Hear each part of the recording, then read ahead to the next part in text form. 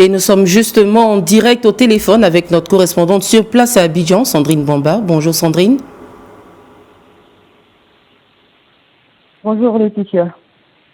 Alors, plus de 35 000 hommes ont été déployés sur le terrain pour assurer la sécurité.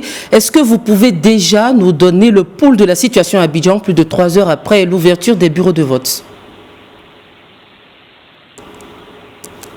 Alors Laetitia, sachez qu'à Abidjan, le calme règne toujours. Les forces de l'ordre sont déployées sur le terrain, vous l'avez dit.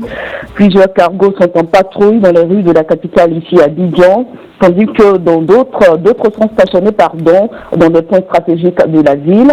On constate également que la plupart des voies sont vides, même si dans le quartier de Blocot, situé dans la commune de Cocody, des jeunes de l'opposition avaient tenté de bloquer l'accès au bureau de vote. Une situation qui a été très vite maîtrisée par les forces de l'ordre et de sécurité. Mais les Ivoiriens sont pour la plupart dans leur maison, à l'exception bien sûr de ceux qui sortent aller voter. D'accord Sandrine. À l'heure actuelle, est-ce que vous avez une petite idée des candidats qui ont déjà effectué leur devoir de citoyen? Alors, un peu difficile de le dire. Hein. On sait par contre que le président Alassane Ouattara ira voter tout à l'heure à 11h au lycée Sainte-Marie, ici dans la commune de Cocody. Quant à son challenger Kouadio, Konan Bertrand dit Katabe, il s'est rendu dans la ville de Lakota, située à plus de 200 km d'Abidjan, où il a voté il y a à peine quelques minutes au sein de l'école primaire EPP, ancien dispensaire de Lakota. Et selon certains confrères sur place après son vote, Katabe entend incarner l'espoir et la rupture face à Ado. Une dernière question, Sandrine, on le sait, le grand inconnu de ce scrutin demeure le taux de participation. Si l'on s'en tient aux appels à la désobéissance civile et au boycott actif lancés par l'opposition unifiée, est-ce que vous qui êtes sur place, vous avez constaté une affluence vers les isoloirs?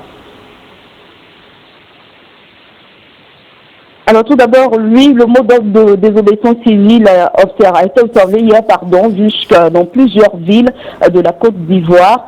Mais en ce qui concerne Abidjan, pour ce jour de vote, je peux dire que nous nous sommes rendus au lycée classique d'Abidjan. Là, il n'y avait pas d'affluence, mais plutôt une forte délégation d'observateurs qui étaient présents.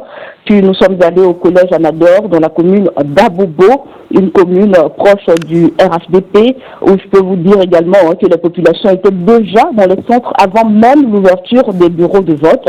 Il nous revient également, Laetitia, que dans la région du Moronou, les bureaux de vote sont toujours fermés. Pareil pour la ville de Bongwanou, le siège d'Afine-Guesson, où là, par contre, les bureaux de vote sont ouverts, mais pas d'isoloir.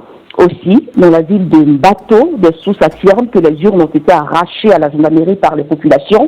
Toujours selon ces mêmes sources à Daoukro, ville natale d'Henri Konan Bédié, la quasi-totalité des bureaux de vote sont toujours fermés. Merci Sandrine pour toutes ces explications et je rappelle que nous allons vous retrouver au cours de la journée pour d'autres développements.